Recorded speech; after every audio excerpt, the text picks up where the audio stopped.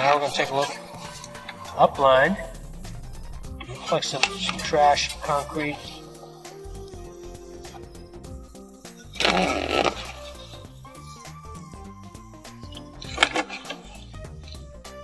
Oh, a lot of crap in there.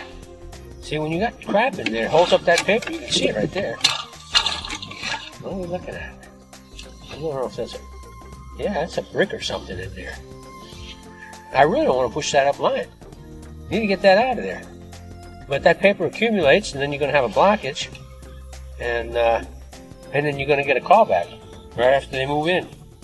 So, all right, let's bring it back. Let's take a look down line and see if there's anything else down there. Oh, see, that's a problem.